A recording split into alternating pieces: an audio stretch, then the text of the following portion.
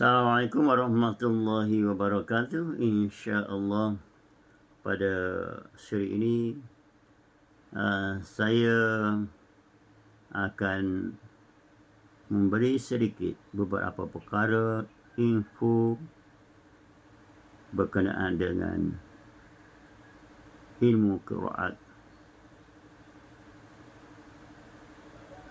Tuan-tuan dan puan-puan yang dirahmati oleh Allah, pencinta Al-Quran sekalian, teman-teman Al-Quran sekalian, insya-Allah qiraat merupakan bacaan Al-Quranul Karim, cara bacaan Al-Quranul Karim, penuturan kalimah-kalimah Al-Quranul Karim dan sebagainya yang dibaca oleh Rasulullah sallallahu alaihi wasallam. Biasanya kita di Nusantara ini, di Asia Tenggara, khususnya di Malaysia ini, kita lebih memahami dan menjadi bacaan resmi kepada penduduk Malaysia ini ialah dengan bacaan riwayat Hafs daripada Imam Asim, qiraat Asim. Tuan-tuan dan puan-puan sekalian,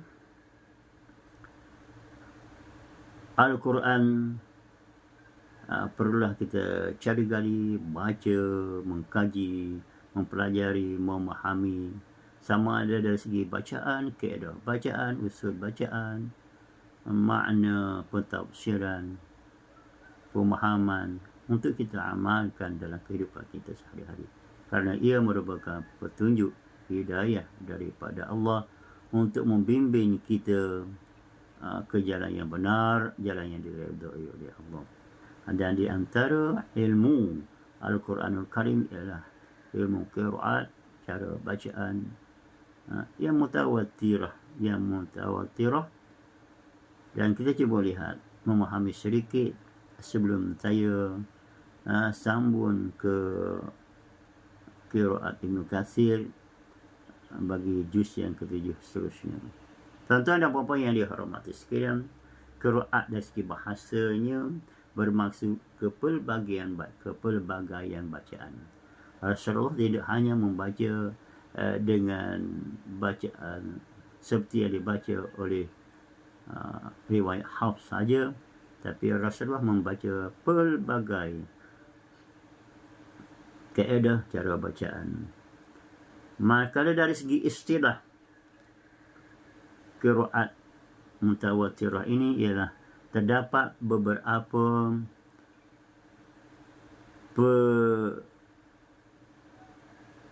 penakrifan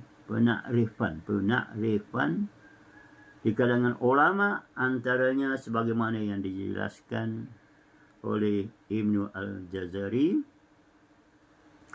Qiraat ialah satu ilmu yang membicarakan tentang cara untuk menuturkan kalimah-kalimah Al-Quran Al-Karim, Al-Quranul Karim, dan kepelbagaiannya serta disandarkan kepada penakolnya, iaitu iman qiraat. Abdul Fattah Al-Qadhi mendefinisikan Al-Qiraat sebagai qiraat ialah satu ilmu yang diketahui dengannya cara penyebutan kalimah-kalimah Al-Quran dan jalan penunaiannya, sama ada kesepakatan dan khilaf, berlainan dengan menisbahkan setiap wajah itu kepada penakolnya, kepada periwayatnya, kepada iman qiraat.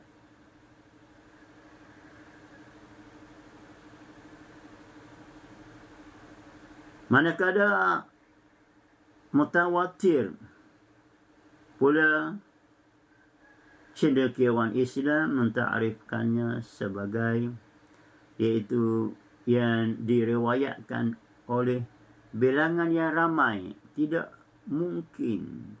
memungkinkan mereka bersepakat untuk berbohong, berdusta daripada sekumpulan mereka hingga ke penghujungnya, iaitu Rasulullah sallallahu alaihi wasallam. Ini bermakna qiraat mutawatirah adalah qiraat yang diambil dari satu kumpulan ke satu kumpulan yang lain, tidak terbilang ramainya, hingga sampai kepada Rasulullah sallallahu alaihi wasallam, dan mustahil mereka bersepakat untuk melakukan pendustaan dalam meriwayatkan bacaan.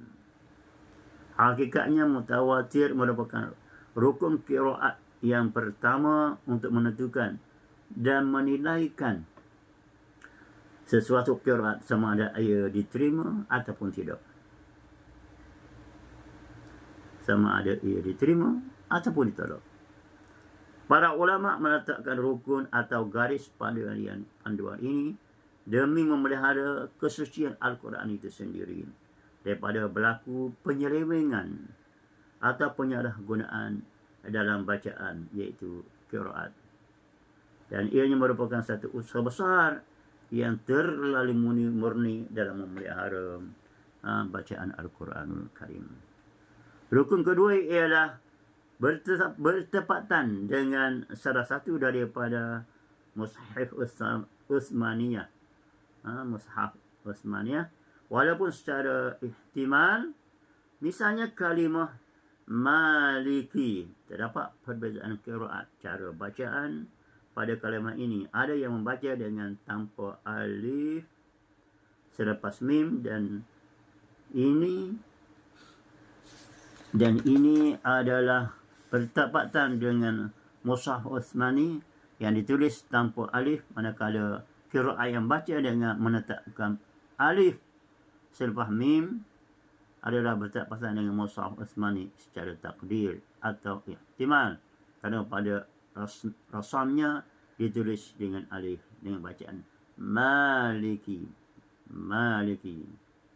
Manakala rukun yang tiga ialah bertepatan dengan salah satu daripada wajah-wajah bahasa Arab, tanpa mengira status wajah itu sama ada lebih fasih atau fasih, dan disepakati atau diperselisihi, berlaku khilaf di kalangan ahli bahasa. Tuan-tuan dan puan-puan yang dihormati sekalian, apakah hikmah daripada kepelbagaian qiraat, cara bacaan Al-Quranul Karim ini? Kepelbagaian bacaan adalah merupakan satu rahmat daripada Allah Subhanahu wa Ta'ala untuk umat Islam. Penurunan Al-Quranul Karim dengan pelbagaian qiraat menjadi satu kemudahan kepada umat Islam untuk membaca Al-Quran dan menghafalnya. Jelasnya, di sebalik hikmah pemberian Allah Subhanahu Wa Taala ini adalah membuktikan bahawa baginda Rasulullah sallallahu alaihi wasallam adalah semulia-mulia makhluk yang mengambil berat kemaslahatan umatnya melalui permintaan baginda yang tidak putus-putus setiap kali Jibril alaihissalam menemuinya dan berkata, Allah Ta'ala memerintahkan kamu supaya umatmu membaca dengan satu huruf. Maka baginda Rasulullah sallallahu alaihi wasallam berkata, aku mohon kepada Allah keafiatan, keampunannya Allah, sesungguhnya umatku tidak mampu sedemikian nak baca dengan hanya satu huruf. Kemudian selepas itu Jibril datang untuk kali yang kedua dan berkata, Allah telah memerintahkan kamu supaya umatmu membaca dengan dua huruf. Maka Rasulullah sallallahu alaihi wasallam berkata, aku memohon kepada Allah keafiatan dan keampunannya Allah, sesungguhnya umatku tidak mampu demikian dengan baca dua huruf. Juga umat Nabi Muhammad sallallahu alaihi wasallam masih tidak mampu lagi membaca. Setiap kali Jibril datang menambah satu huruf, setiap itulah baginda Rasulullah sallallahu alaihi wasallam memohon supaya ditambah demi meringankan beban umatnya yang berbilang bangsa, berbilang lahjah, agar mereka dapat memilih mana-mana bacaan yang mudah bagi mereka untuk membaca kitab Allah, sehinggalah berakhir penambahan itu dengan 7 huruf. Dengan 7 huruf. Terdapat banyak hadis yang menjadi dalil kepelbagian qiraat dalam Al-Quranul Karim. Di antaranya kisah yang berlaku antara Sayyidina Umar Al-Khattab dengan Hisham bin Hakim, sebagaimana diriwayatkan daripada Umar bin Al-Khattab radhiyallahu anhu, katanya dengan maksud, aku mendengar Hisham bin Hakim membaca surah Al-Furqan semasa hidup Rasulullah, maka aku sengaja mendengar bacaannya. Tiba-tiba Hisham ini dia membaca huruf yang banyak, pelbagai bacaan yang tidak pernah Rasulullah membacanya kepada aku. Hampir aku ingin menariknya di dalam salat, namun aku bersabar sehingga dia memberi salam. Selesai salam. Selepas Hisham memberi salam, maka aku menarik bajunya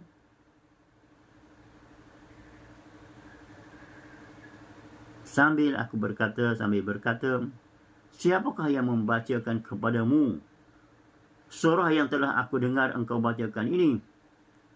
Katanya Hisham, Rasulullah SAW yang membacakannya kepada aku. Maka aku, iaitu Umar Al-Khattab radhiyallahu anhu, membacanya kepada aku tidak sama dengan apa yang engkau baca, wahai Hisham. Lalu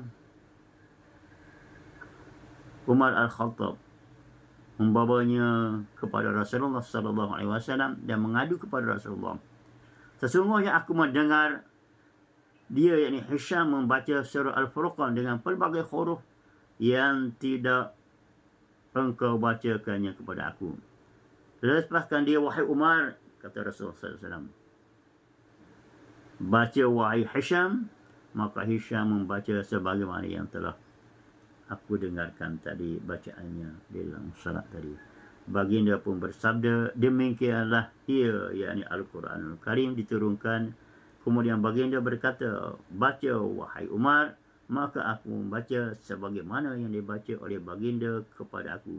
Lalu baginda bersabda, demikianlah ia, yakni Al-Quranul Karim, diturunkan. Sesungguhnya Al-Quran ini diturunkan dengan 7 huruf. Maka bacalah oleh kamu apa yang mudah daripadanya. Hadisnya terlalu panjang, jadi saya membaca maknanya sahaja. Dan begitulah juga peristiwa Ubay bin Ka'ab dan lain-lain tentang 7 huruf. 7 huruf yang disabdakan oleh Rasulullah sallallahu alaihi wasallam. Innal Qur'an unzila ala sab'ata ahruf. Sesungguhnya Al-Quran diturunkan atas 7 huruf. Apakah yang dimaksudkan dengan 7 huruf? Dalam menafsirkan 7 huruf yang disebutkan dalam hadis Rasulullah sallallahu alaihi wasallam, ada ulama menakalkan jumlah perselisihan pendapat itu sebanyak 35 pendapat, seperti Al-Qurtubi dalam kitabnya Jami' Ahkam Al-Quran yang dinakalkan daripada Abu Hatim Muhammad. Dan ada ulama yang menyebutkan jumlah perselisihan itu mencapai 40 pendapat, seperti As-Sayuti di dalam Al-Itqan.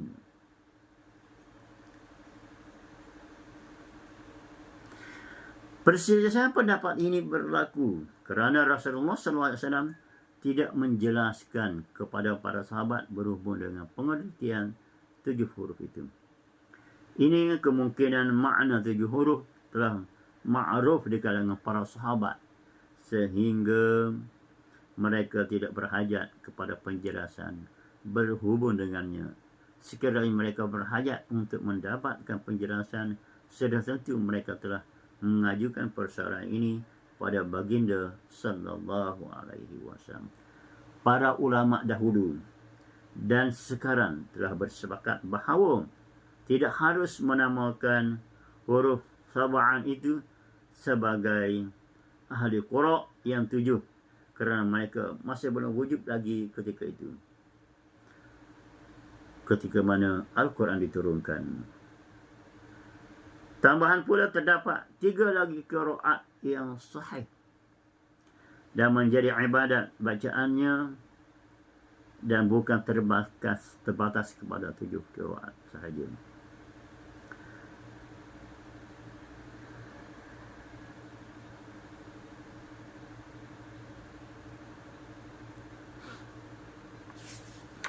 Tuan-tuan dan puan-puan yang dirahmati sekalian, ada banyak perbezaan dalam bacaan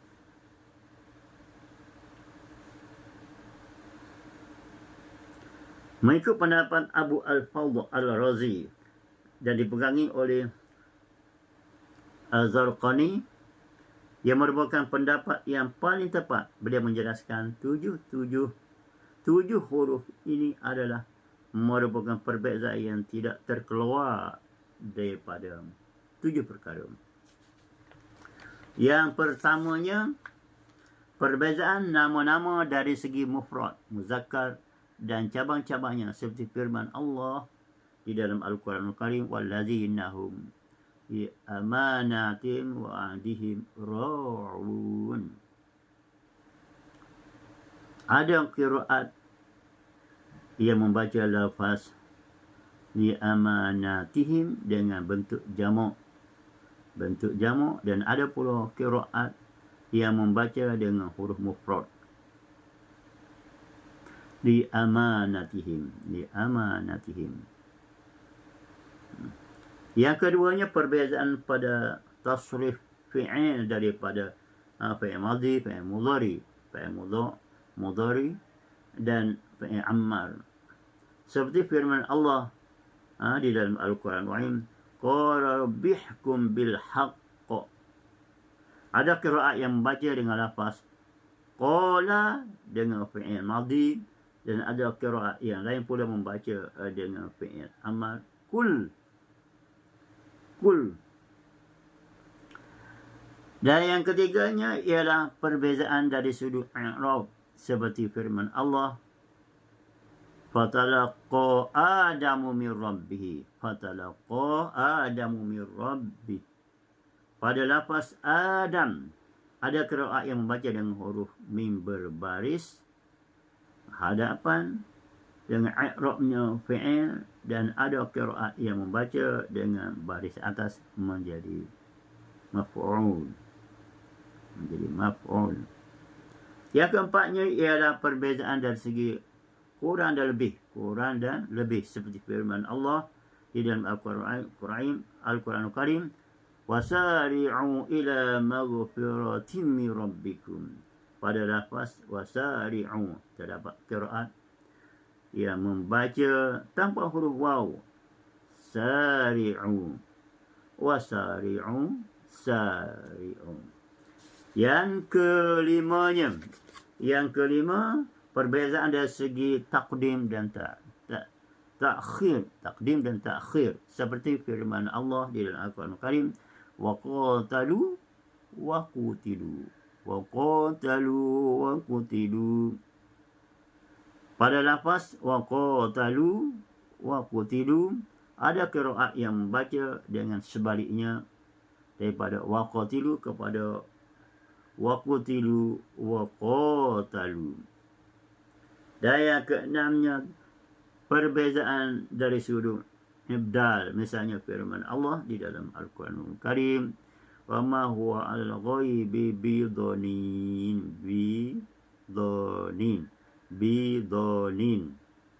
Ada qiraat yang membaca dengan bidhanin,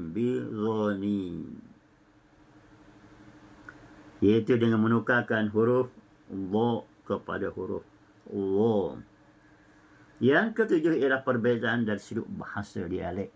dialek, iaitu fathah, imalah, taqlid, tafkhim, tarqiq, idgham, izhar, tasheel dan lain-lain.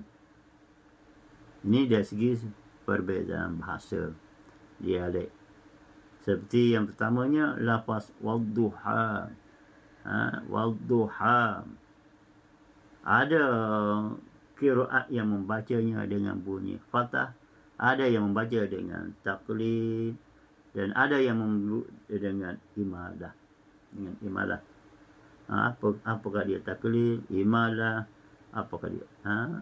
InsyaAllah tuan-tuan dan puan-puan akan dapat mendengarnya dalam bacaan qiraat-qiraat riwayat orang iman yang saya akan bacakan nanti dalam siri-siri berikutnya. Dan yang keduanya daripada yang ketujuh ini ialah lafaz as-salah. As-salah wa yuqimuna as-salata wa mimma ada qiraat yang membacanya dengan taghliz, dengan tebal lamnya. Wa yuqimuna as-salah seperti bacaan Waras, Imam Waras dari Imam Nafi'. Yang ketiga daripada perbezaan yang ketujuh ini ialah lafaz fihi hudan, fihi huda. Seperti contoh pada ayat zalikal kitabu la raiba fihi huda, fi huda lil muttaqin. Ada qiraat yang baca dengan mengidghamkan huruf ha yang pertama ke dalam huruf ha yang kedua, dan ada qiraat yang baca dengan hukum izhar. Fi huda lil muttaqin. Ada yang baca dengan fi huda lil muttaqin. Fihi huda lil muttaqin. Itu perbezaan dari segi qiraat. Imam qiraat. Dan begitulah di antara beberapa contoh perbezaan bacaan qiraat oleh imam-imam, qiraat mutawatir yang kita pelajarinya insya-Allah untuk asasnya kepada Al-Quran wal Qiraat, bacaan qiraat ini, insya-Allah tuan-tuan dapat bersama dengan saya. Bukanlah saya orang yang pakar, cuma saya sedang belajar untuk memahami lebih mendalam lagi dan memfasihkan lagi bacaan saya mengikut qiraat, dan saya mau berkongsi dengan tuan-tuan dan puan-puan untuk asas bacaan qiraat ini. Insya-Allah kita sentiasa berteman dengan Al-Quran dan berdamping dengan guru-guru yang lebih mursyid, lebih pakar dan ilmu qiraat ini setiap masa. Semoga kita hidup sentiasa berteman dengan Al-Quran, dan insya-Allah bila kita mati nanti, Al-Quran menjadi teman kita di dalam kubur dan menjadi hujjah kepada kita di hadapan Allah nanti, insya-Allah. Sekian dulu. Wallahu a'lam. Wassalamualaikum warahmatullahi wabarakatuh.